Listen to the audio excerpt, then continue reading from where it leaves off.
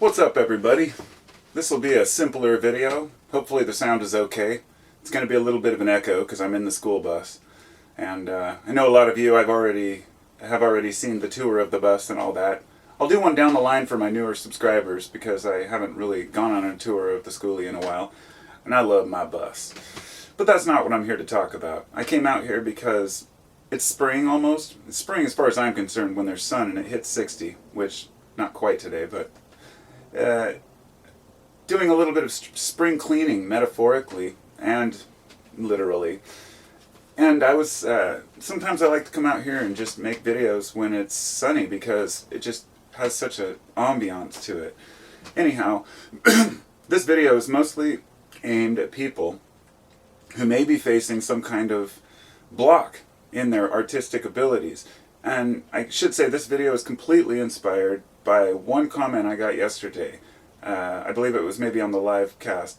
Somebody said, how do I increase my creativity? Or something to that effect. Or I think that was one of the ones I answered in the Q&A. And I said, well, you just got to do it. And I really stand by that. But I also know that there's certain people who don't believe that they have the artistic ability. For example, people who want to play guitar, or want to draw pictures, or want to paint, or want to do photography. I do all of those things. And I don't do them all phenomenally. I'm not an expert or top of my field on anything, but I enjoy what I do. And when I get into a hobby, the first thing I do is research it and find out, oh God, these people are using all this expensive equipment that costs thousands of dollars. Then of course you find the people who are the bargain shoppers. Like somebody was talking about, in order to take still photographs you need a tripod. And the tripod you need is like $200, and then you need a $300 gimbal and all this stuff just to take a 30-second shutter speed, a 30-second long shutter speed where your shutter's open for a long period of time, so if you slightly bump the camera it'll ruin the picture. But I was like, dude, the tripod I'm using right now is like $30 at Goodwill, and it works just fine, as long as there's not heavy wind or something. It depends on your conditions, but the point being that you don't always need top-of-the-line stuff, and that's where I'm coming from with this. Guitar. I want to talk specifically about guitar because I'll go on and on about all my different hobbies. They say jack of all trades, master of none. I don't really go along with that. I don't believe in the 10,000 hour rule in order to be good at something. Here's the thing. I started playing guitar when I was about 15 years old. I sucked at it. My fingers were too big. I tried to play a G chord. Whatever, my fingers could get in the way. And so I decided to play bass. And so I played bass with my brother in actually 3 different bands. And we had a really good time, jammed around with my friends. I've still got two or three basses out there, only one that really works well. But bass is the kind of thing that you can't really do solo very easily. You know what I mean? It's the kind of thing where you can sit there and jam on your bass all day long and make beats and bass lines, but there's something different when you can sit down in front of a fucking campfire, pardon the language, and use an instrument like this without needing any plugs. Harmonica would be, another great example of that, but that wasn't my thing. But anyhow, this particular guitar I picked up when I was about 19 years old. It was about 1994, and I finally had enough money for my first paycheck. It's an Oscar Schmidt by Washburn, and I picked it up at the local guitar shop new for $150. And it has a 2-inch neck, which I like on an acoustic, but I'm not going to get into details on that. But see, it sounds good. It stays in tune.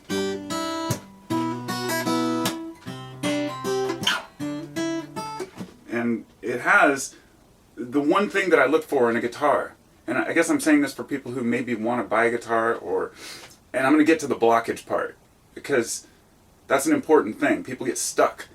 And that was my whole point of this, really. I've been playing guitar for, 30 years? And I suck. I spent the first two or 3 or 4 years playing all the time. Crosby, Stills, Nash & Young, Jimi Hendrix, anything I could find. Led Zeppelin, way into that stuff. Grateful Dead. Then I set the guitar down for 20 years. After I became a parent, I just kind of lost interest in it for a while. I still jammed on bass with my brother's band, but guitar itself, this thing just sat there,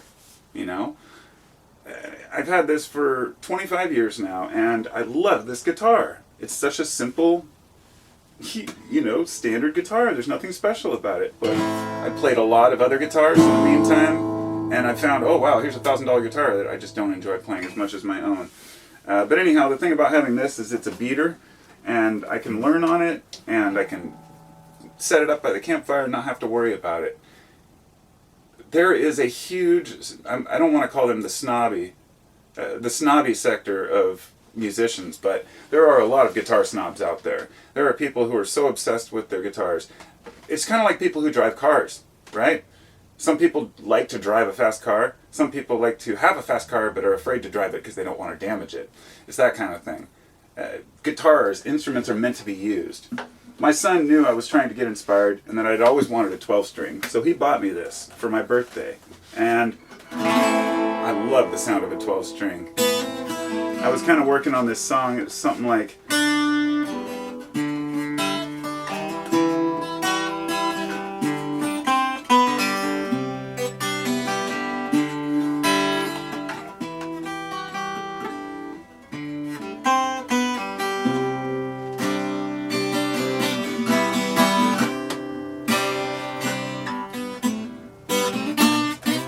because I used to play a lot of finger picking, but it's been a while, and that's just the thing. It takes practice to get back into it.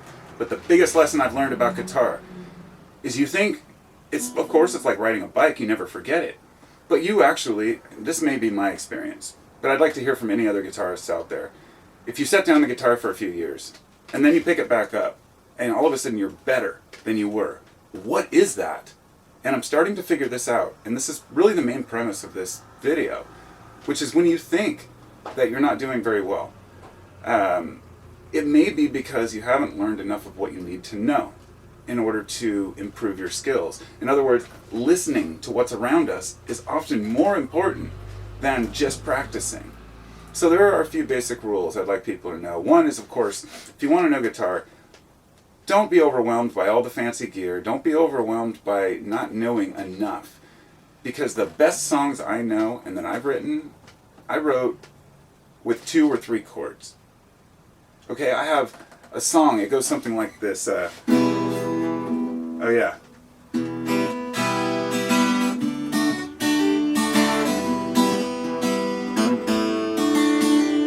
And it's just, sorry, it's out of tune now.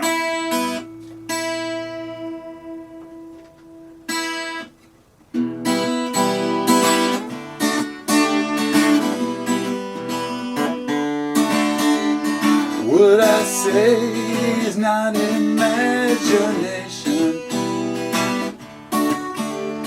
Another day of endless confrontation. Can't you see what's happening to our homeland? And then it goes, why can't we end the sin? Well, why am I playing the whole thing? I actually uploaded it a while back. And so my point made here that it doesn't matter what instrument you have, and it really doesn't matter how much you practice. When you get into a hole or you get a block for music, sometimes you just have to set the guitar down. And when a person does it as a career, when that's what you do, you're a guitarist, you play in band, you have to practice all the time.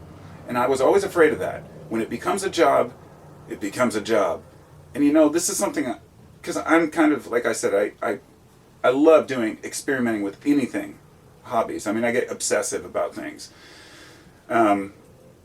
What I picked up lately was this. Of course, I asked for a capo for Christmas because a capo allows you to, play at higher, make the strings higher pitched. But this was my latest toy, which was something from a vape thing. It's neighbor kids always riding motorcycles. It's a slide, and I enjoy playing with the slide, but I'm not that good at it. And I found that most people aren't very good at it. It takes practice, right? So anyhow, oh come on, get your quad out of here. I'm trying to talk, bro.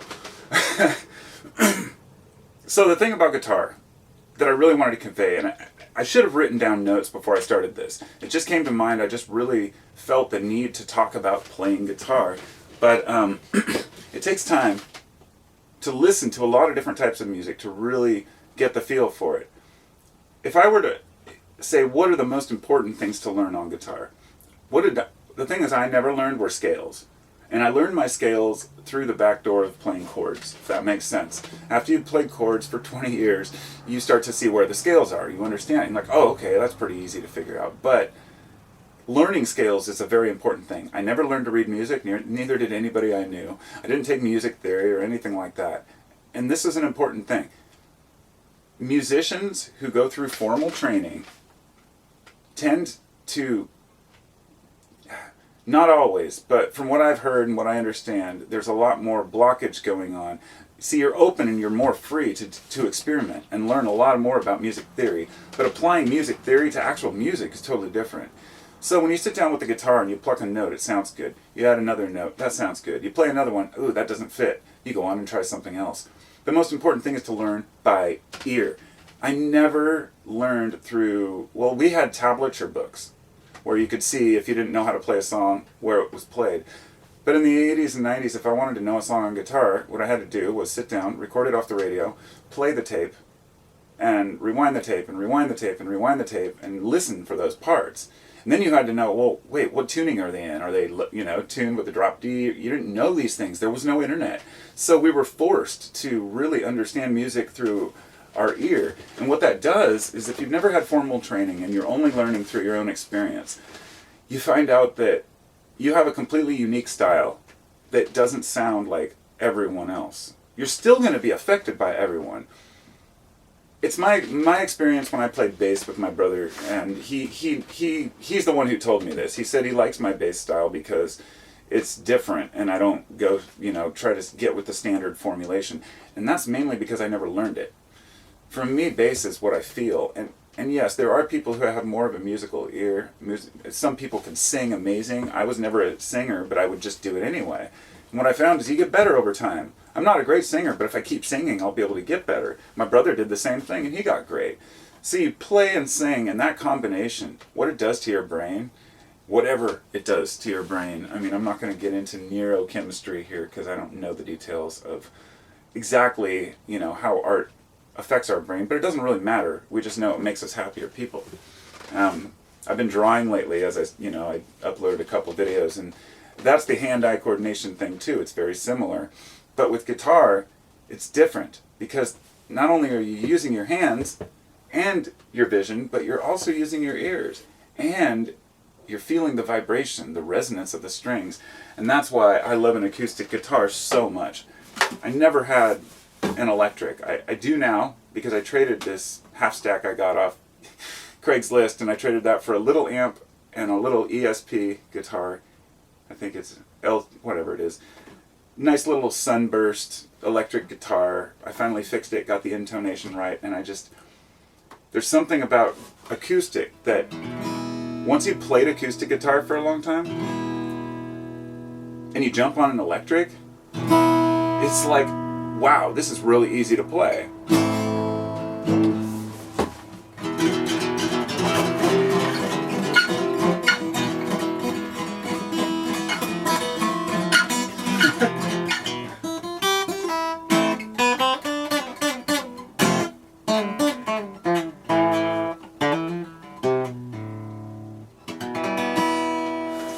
Oh, no, that's an E minor. Anyway, nowadays when I watch people on YouTube that do these videos, there's a few that I found lately, and I haven't watched any guitar YouTube channels until recently because I've been wanting to come back into playing guitar. And there's a guy, Paul Davids. He does some pretty interesting videos. There's a couple other guys that I found too. Some of them are kind of like, okay, so there's this one where they played a $275,000 guitar. Of course, it's just a collector's item, and that's why the price doesn't reflect, the actual value. But that's the main thing I wanted to talk about, is there is a diminishing returns. There is a great video, I don't remember who did it, but he compared the cheapest guitar you could find on Amazon, $40 guitar. You cannot get a good guitar for that cheap, I'm sorry. Even if you go to Costco and get one for $100, you're not going to get a decent guitar, because you have to consider how much it costs to manufacture, even in another country, and then to ship it, and then to how much the person's getting paid versus how much the store gets paid, the taxes and all these things. You're talking about a $20 acoustic guitar. That's ridiculous. You just cannot make a decent acoustic. So you'll be able to play a few basic chords, but you'll get more frustrated than it's worth. You'll end up not, I mean, the intonation is never correct. The intonation means that if you play a G down, low, then basically it's, when you play a G, it's the same as this G, right? Or you play an E, and if one of them sounds right, the other one won't, that means you have an intonation problem. And with an electric guitar, you can adjust the intonation. But with a fucked up acoustic, you can't do anything about it. You're screwed. So, if you are going to buy a guitar, I would recommend buying one that's been played. Buy one from a used guitar store, not Guitar Center or something. Go to a smaller place. They need the money, and look around and see what they have. I mean, you might just find a decent acoustic for $100 that's used, $150 that originally maybe was $400 or $500. Something like that will last you the rest of your life. But like I said, I paid $150 for this Oscar Schmidt Washburn, and it's lasted me for 25 years. It still sounds good. But eventually you hear a Martin, a really nice acoustic, and you're just like, what? I want one of those. But honestly, when they're compared side by side at a campfire, you really can't tell much of a difference, at least not at the price point of, say, $500 versus $50,000. Once you get past a few $1,000s, all you're buying is the style, the rarity of the wood, the craftsmanship, but not the actual sound. If you've got the strings and you've got the pickups on an electric, you're good to go, right? And you've got a nice neck. But when it comes to an acoustic, there's resonance issues, there's cross bracing, there's a lot that goes on in an acoustic to make it sound good, and there's a lot of unique types. But pretty much anything's going to sound good if you know how to play it, and that's the thing. No matter how nice your guitar is, if you don't know how to play it, you're never going to get the sound you want. And so, hopefully I can inspire a few people to, start playing. I kind of rambled on about guitars, but that's what this was about. And if anybody has any specific questions about guitar, I'm no expert, but I'll help if I can. I want to inspire people, but I'm far from being that advanced student who can play all these crazy classical tunes. I just go by what I feel in my heart, and I can jam, and that's one important thing. If you want to really play, being able to jam is crucial. On a final note, a lot of these guitarists that I've talked to, they started out and they got really into riffing. Even the Paul Davids guy I was talking about, he said he spent the first 5 years of guitar saying, I don't need to learn open chords. Of course you realize, duh, of course I do. But learning how to play power chords is fun, and that's the first thing most guitarists do. There's nothing wrong with that. Jam around, two strings, easy enough. But eventually you want to do something a little more complicated, and then you start working with finger picking. Because it's like, finger picking is one of the most complicated things. There's that...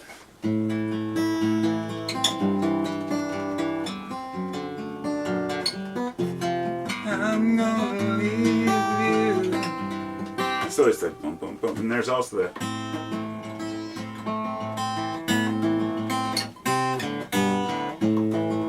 So different styles of finger picking are awesome, but you get stuck at a certain point. I did anyway.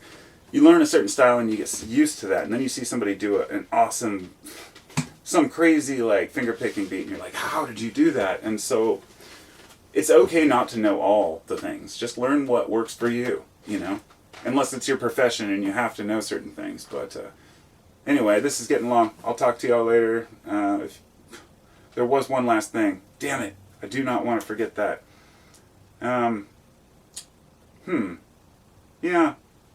Guess that's alright. It's, I guess I just wanted to make the note that it's so much easier today to learn how to play and find out information. YouTube is a hugely amazing resource. And so use it. If you have a guitar laying around, pick it up and play it. My goal is to learn a little bit of piano this year because it's something I never did. But talk to y'all soon. Thanks for listening, watching. Peace.